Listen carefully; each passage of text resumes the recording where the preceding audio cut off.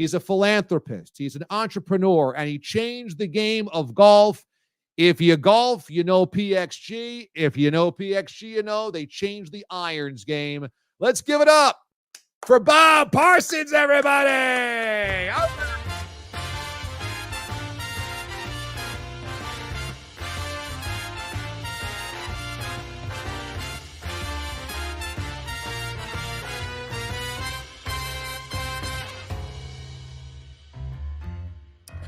We won't mention how much Bob is worth because we certainly wouldn't want to embarrass him, but there is a list of the wealthiest people on the planet, and he resides on it. So how about that, Bob? You're making us feel important around here. How are you this evening? Well, you are important, and I'm happy to be here with you. I appreciate that. Appreciate that very much, Bob. Yeah, you have your background, your childhood was spent in Baltimore, in East Baltimore, and you're a huge sports fan. So give us your sports loyalties, because when you're growing up in Baltimore, there were no Ravens, but there were the Colts. Well, I definitely was a Colt fan. Johnny Unitas, Alan Amici, even Buzz Nutter to center, all the way. But when Colts moved to Indy, and we had the dry period, and then Cleveland moved to Baltimore, I became a Ravens fan. And if you think it's tough sometimes to be a Pittsburgh fan, those first number of years when the Ravens moved to Baltimore, I don't know. It's tough to be a Ravens fan, but it's not anymore. No, it's not. You guys have one of the most stable, professional, and competitive franchises in the NFL. You know, your story is a really interesting one because you didn't come from any money. You might have it now, but at the beginning, there wasn't a lot. And it was partially, if not entirely, because both of your parents were gamblers. They were in debt quite a bit. And I was wondering how you felt about sports gambling being legalized all over the country. I'm fine with it. There's nothing wrong with gambling. It's just that, you can't be doing it every waking moment of your day. Especially if you're making lower blue collar wages, because you're going to be broke, and especially if you got a larger family to take care of, then it's an issue. But in most cases, it's not an issue, and so I don't see anything wrong with it.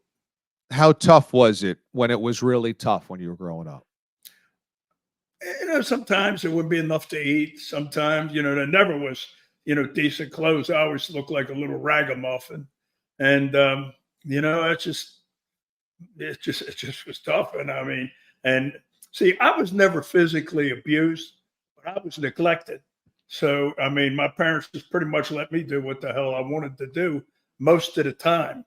And, and that I think is difficult. And so when I grew up, I never really had any role models. And so now I just try to be a role model.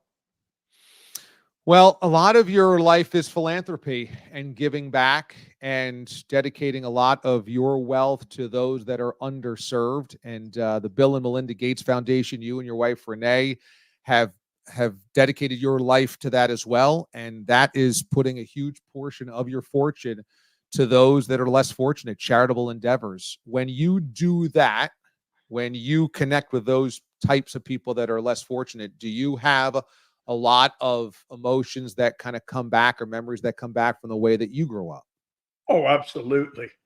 Especially the kids. It's a really rewarding thing to kind of take some of the misery out of their life and put them on the uptick. And we do that as often as we can. We move right now about $1 million to charity every 14 days. And back when I was a kid, if you told me I was going to be doing that one day, I have to tell my little brother, I think this guy's high. I have a real affection for the city of Baltimore. As I just mentioned at the outset, my friend Little Mo was there, and his family is still there, and his mother Sanzi is still there. I think there's such a soul about the city. There's a blue-collar work ethic. There's a family atmosphere around, if you're from there, we got your back. And the dedication of sports is something that runs through everybody. How do you feel about the city of Baltimore, just in terms of your loyalty to those teams and the type of city that it is. Well, the city of Baltimore is a pretty special place to me. And, I went to college at the University of Baltimore. And, it is not exactly an elite college, but, it's a good college, a great college. And, I go back there every now and then. I pay for tuition of a number of kids. And, inner city kids, and it's just good to go back and see them. We also have a Bob Parsons Veteran Center, and the fact that I got a Veteran Center is another hilarious. I'll tell you a little story. First night in Vietnam, I see my first firefight, see my first combat, and the only thing I shot that night was a snake. And we're walking across these rice paddies, and this big red snake was swimming towards me. And I thought, surely this thing's going to go left or right. And it didn't. It went right towards me. And when it was about 3 feet away, I put my rifle on automatic and sent it to snake heaven. I got all the water out of that nasty, nasty ass water out of my eyes. That it was. It just comes up when water hits the rice paddy. I looked around, and all the guys were gone. Well, they were all underwater when the gunfire started. And so my squad leader told me that night, next time, don't shoot the snake. So that's my first counseling. And then it was about, I'd say, a couple of weeks later, we're in the firefight and combat, and killed some MVA, and I decided to throw a hand grenade, and I was just a little 18-year-old skinny kid, never had much practice at that, and I didn't really throw it as far as I should have, but it landed on the other side of a rice paddy dike away from us and exploded, and luckily the explosion was away from us, scared the shit out of everybody, so I wasn't allowed to throw hand grenades. Right. So now I got a veteran center. How about that? You didn't think that would happen back then. That's amazing. These are the types of stories that you have in your book, Fire in the Hole. And I didn't even mention this at the outset, but yes, you served in Vietnam and you were decorated as you departed there. You were injured there and you earned a Purple Heart. What was the story behind earning the Purple Heart in Vietnam? Well, earning a Purple Heart isn't like earning magna cum laude. What I did to earn a Purple Heart is I hit a tripwire, and it was a North Vietnamese hand grenade on the other end. That thing exploded. I caught a lot of shrapnel on my legs and my elbow, and I was pretty much out of the war after that. So that's what happened. Incredible. And so you come back to the States and you begin the cycle of getting your education, then turning it into an entrepreneur life. And maybe the most massive first big part of your life that our audience would recognize is that you founded GoDaddy. And GoDaddy ends up being a huge part of sports fans' lives, specifically football fans' lives, because of how innovative the commercials were during the Super Bowl. It put GoDaddy in people's minds that had never considered buying a domain, selling a domain, etc. Why was it important in your mind to make sure you spent the money to get the word out at the Super Bowl and push the envelope with the creativity of your messaging? Well, we had to, because we were entering a market that already had a number of large companies. Network Solutions was one. They were the tall hog at the trough at the time. And when we entered that market, we were selling the same thing they were. The only difference is we were selling it for a lower price, and domain names are the same no matter who sells them. It's like milk, or it's your bread, maybe in some cases. It's a commodity. So, and the other thing is they're about as exciting as a cup of sawdust. So what we did is we made them exciting with the commercials, and that resonated because we were also taking care of business. We had the best service of anybody.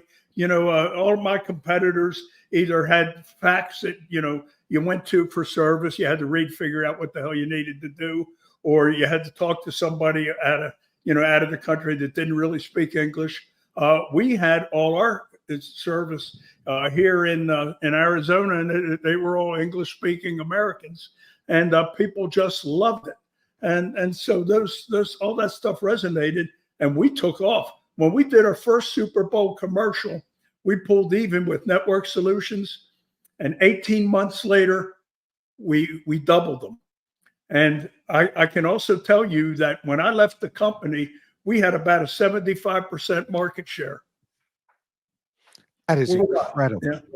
That is incredible. I mean, and I can be a firsthand account of having bought domains through GoDaddy and how it was such a much better experience than the other places that you would go to do so. And Danica Patrick was one of the faces of your company during those commercials and during that era. And she writes one of the reviews of the book, and she says you guys have a really close relationship, and that one of the things that is special about your relationship is that you would both probably refrain to the other person as the reason for your success. What did Danica give you on your end, and how did that relationship begin and kind of blossom? Well, what happened was when we decided to do this Super Bowl commercial, and the first Super Bowl commercial, Danica wasn't in. When we did that, we decided we needed a spokesperson, and I had just been up in Alaska on a trip out in the bush. I was hunting, and I talked to the guides, and the guides lived in the middle of nowhere. I mean, in the middle of nowhere, and they were talking about this young girl that led the Indy 500, and I happened to be watching the race. Her name was Danica Patrick, and how impressed they were. And I thought, if these guys knew Danica, she's going to be a great commodity because, she was beautiful, she was brilliant, she was a fierce competitor, right? And and everybody loves somebody like that. And so anyhow, we signed her as a sponsor. And so as the years went by, I would go on these long motorcycle trips because I love motorcycles. So I still sell motorcycles. And so we go on these trips, and I stop in a filling station, and there's nothing that is more, a gathering of cross section of, Americans than a gas station, because everybody has to buy it. So I would ask people if they ever heard of GoDaddy, and they'd say, yeah, Danica Patrick. And then sometimes I'd ask them if they ever heard of Danica Patrick. They'd say, yeah, GoDaddy. And I knew that we were both really promoting each other. And so that's how it, resolved, and worked great for both of us. We're still dear friends to this day. That is really cool. And I know that it's cool because Rosie the Cat just jumped up on my lap as you were telling that story. So it resonated with Rosie as well. Danica Patrick, GoDaddy, and the synergy there, which is really awesome. I've seen that tail go up, and I thought he must have his zipper down.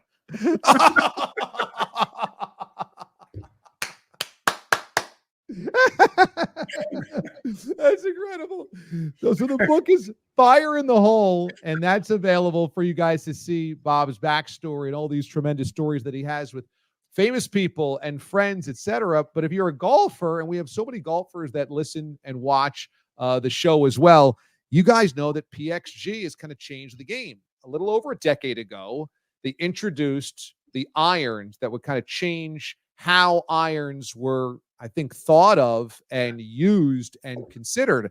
So what was it about the irons back in 2013 that you felt was ripe for innovation? Well, I always thought that, I was always a golfer, starting when I was in my young 30s. And I would never practice much at all. And so what I would do is, when I started making some money, me and also being a lazy ass, I would take and buy whatever new clubs came out. I have friends buy exotic cars. Other friends go to Vegas and get comped and this. Not me. I bought clubs. And so I would always look for something that would help my game. Once in a while, I'd find it a little bit, but I always thought they were really lacking, you know? So I thought if I had the right engineers and with, what I do know about, ballistics and metallurgy and, that sort of aerodynamics, I might be able to help, develop them right with them. And I did.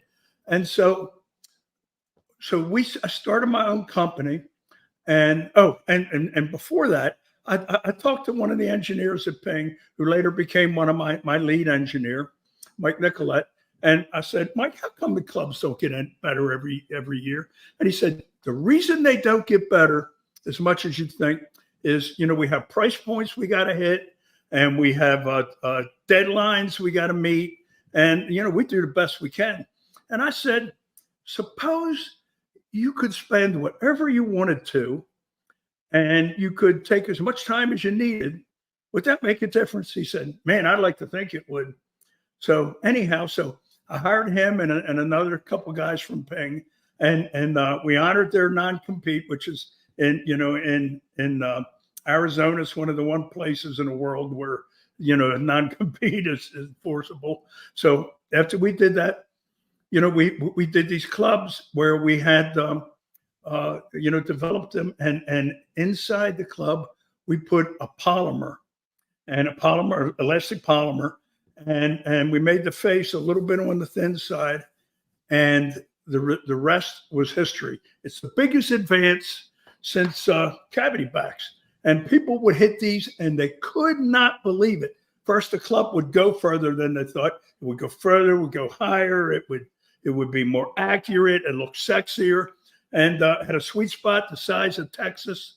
And baby, we were on our way. It's incredible. So I got to tell you about our latest irons. Yeah. Our latest irons are, we call them the Black Ops irons. And the Black Ops irons, they are the ones on the right there, the far right, are the face is the thinnest in golf. It is 51 thousandths of an inch. The closest our competitors come is 91 thousandths of an inch. We have a power channel around the face on the inside that helps the clubs release. So when it hits the ball, it deforms a little bit, and then this polymer pushes it out, and it launches the ball, and it keeps it accurate. And we got this new elastomer called Quantum, our Quantum Core elastomer. And that stuff is like magic. And, so this thing is just a dream. And the only thing wrong with these irons is they're $149. So now for people that have, because I believe in helping everybody, if the people say, I don't like the fact that they're only $149, that's okay. I've got another iron that I'll sell them for $219. And that's called our Gen 7 irons, and I don't take care of business. So there's the Gen 7s, there's the Black Ops. They have different price points, but they're both incredible innovations that happen to the irons. I think it's really awesome that, a lot of people just have felt like we've needed this advance in golf for a long, long time. And you guys came along and you said, like, let's just try it. What's it going to take to make that happen? So I think that's really phenomenal. And one of the other big ideas you had that I think was really cool is that you opened up the Harley-Davidson store in Scottsdale, and it was 2 stories. And in it, it's not just 2 stories, but there's a theater. Is there a barber, a tattoo artist as well? I mean, you guys basically made the Harley Disney World. Yeah, it's a barber shop. It's a barber shop. It'll give you a shave. It's an old-fashioned one, Uh-huh. And it is a tattoo piercing studio with a private room in case, depending upon which, not everything that people want tattooed should be shown in the open public while it's getting done. So we got that. We got a lingerie boutique. We have a wedding chapel. And I signed up with United Church of God, and I became a minister for $6. And so I can marry people. Wow, is that right? Yeah, come on down. I mean, if you, maybe you can let somebody win a 5th of tequila and a free wedding at Harley-Davidson of Scottsdale. There you go. Okay, everybody. If you're looking for a really fun, unique way to get married, Harley-Davidson of Scottsdale. Bob's going to be there. He'll be your officiant, and you're good to go. He is licensed and everything like that. That is fantastic. Speaking of Arizona, you purchased a piece of property in Glendale next to the arena. We just saw the Coyotes move to Utah, and now Utah has a hockey team. What can you tell us about the future of hockey in Arizona? Do you think it's ever going to come back? Well, I won't have anything to do with it if it does. I'll just, it's I'm not against hockey, but Arizona's pretty warm, pretty warm place. The last thing you think about is skating around on ice. So, I just probably, it might, never's a long time, but I don't know where they put it and what they do, and so forth. I know my friend Rick Smith is the guy that bought the team, and that's up in Salt Lake City, and he's going to be one hell of an owner. Have you ever thought about owning a franchise? McDonald's franchise. Not a sports franchise, huh? We're not talking about that, are we? They got those little rub-offs. Kind of like a sport. Yeah, the Monopoly game. I guess if you're playing McDonald's Monopoly, then you're a sports owner. Okay. No, I'm only teasing. There was a time when I did the deal for GoDaddy, right? I made the first payment was $2.3 billion. Now, here's what I'm going to tell you, DA. 2.3 billion is a stack of cash. And back then that was in the range where, you could probably buy a pretty good part of a sports franchise. And I actually thought that at that time that I might do that. And, and that was at the time that right after the second year that Cleveland, didn't win a game. Okay, yeah, they own 16. You remember that the long sad spell? Sure do, yeah. And so I thought that'd be a perfect team for me to own. I'd turn that baby right around, on a like a Marine Corps drill field. And so I looked at that and I said, I'll either do that or I'll own I'd like to buy a golf club. And I wound up buying this little golf club in northern Arizona called the Golf Club Scottsdale. And I bought it. It's a big story of how that happened. Funny as shit, the whole thing is. And it's, it's in the book. And right now it is one of the premier golf courses in the world. It's 730 acres. I have 3 courses. One is a 9-hole. And, so people would be interested in playing it. We gave it a pretty good theme. We made it the toughest golf course there is to play anywhere. I mean, it is totally unfair everywhere. Guys line up with cocktails to get their asses kicked, laugh themselves silly, and play it all day. Sorry, Browns fans, you got Jimmy Haslam instead. And now Scottsdale has a premier golf course because of Bob Parsons. That's amazing. And again, Fox, or I should say Fire in the Hole, is the book that Bob's talking about, which is available right now. All of his great stories from his life and business and everything else. Before I let you go, Bob, you said you're a Baltimore fan. You grew up in Baltimore. And so you're pulling for the Ravens. You're pulling for the Orioles. Who else do you pull for in sports? Well, I also pull for, I also... I also pull for the Raiders. I got a skybox up there. We go up there for most games. And I have a number of dear friends who live in Pittsburgh.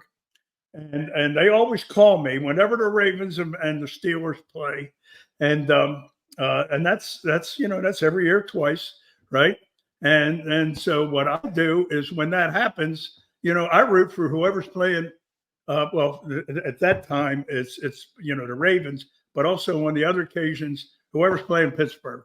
Okay, so You got your teams there. It's the Ravens, sometimes the Raiders, and whoever is playing the Steelers. Then that's your teams. Yeah, yeah. And you know, by the way, I watched that exhibition game yesterday with Justin Fields, Yeah. and you know, I can tell you, I also watched the Cardinals here in Phoenix. I mean, I'll tell you what, they do very well with him. So I'm pretty sure they pick him up in a flash. Oh, you think the Cardinals would? You think they dump Kyler Murray tomorrow? You know, I like this kid Fields. You know, I mean, he showed me something, and you know what he's got. He's got a lot of spunk, a lot of speed. He needs to be coached. I think you're right. I think Justin Fields, if there's ever going to be a solution for the Steelers, he's going to be it. And I'll tell you what, and your head coach is one of the best in football. Yeah, Mike Tomlin's one of the best, no doubt. You guys got a good one there in Harbaugh as well in Baltimore. It always seems to come down to Ravens and Steelers with some type of bloodbath in the division. Although the Bengals will have a say in that division this year as well. You better watch out for the Bengals this year with your Ravens. You know, I've heard that every year for the last 5 years about and so far, you know, that line has got no teeth. Okay, I'll tell you what, Bob. This was so much fun. I think during football season, come on again, and we'll talk a little Raiders and Ravens with you, okay? All right, I'm in. All right, that is awesome. The book is Fire. Can I lift this book? Yeah, there it is. Yeah, Fire in the Hole, baby. And that's available everywhere right now, right? Yeah, it is. It is.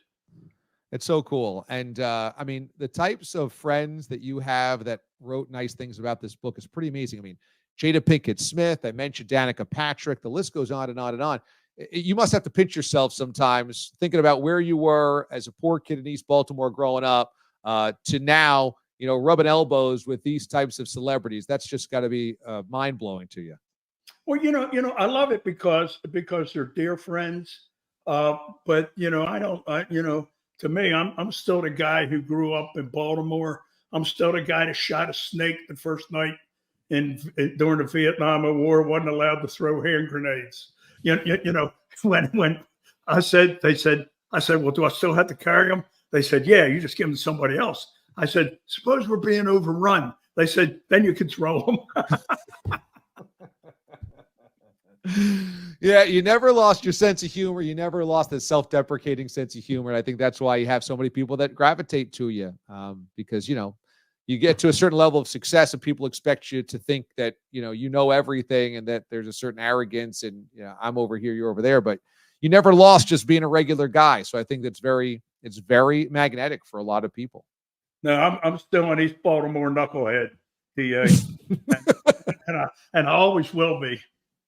Proudly, right? Proudly in East Baltimore. Man, yeah. Bob Parsons, our guest tonight here on the show. Check out his book, Fire in the Hole, available everywhere that you get your books, including Amazon. And as he mentioned, he's now got the Gen 7 irons from PXG and the Black Ops irons as well. The Black Ops irons are a pretty nice price point for you. So check those out. All available on PXG's website and everywhere the PXGs are sold as well. Bob, this was awesome. Thanks so much. Say hi to the family for us, and we'll have to connect again during football season. Well, I'll tell you what, brother, I enjoyed it. You do a hell of a job. Thanks, Bob. I appreciate that very much. We'll talk to you soon, okay? All right. Bye now. Okay. Bob Parsons joining us tonight here on the show. Bob made his fortune creating and selling GoDaddy and then kept spinning that into other ventures. And there he is, a proud East Baltimore knucklehead. How great is that? How great is that? See, it goes to show you no matter how wealthy or how powerful or how famous you are, you can always still have the sense of self and who you are. And that's the most important thing. You never lose that and you never lose sight of what's really important. That was awesome. And Bob joined us live in the show. That's really cool as well. So there you go. Got to love it.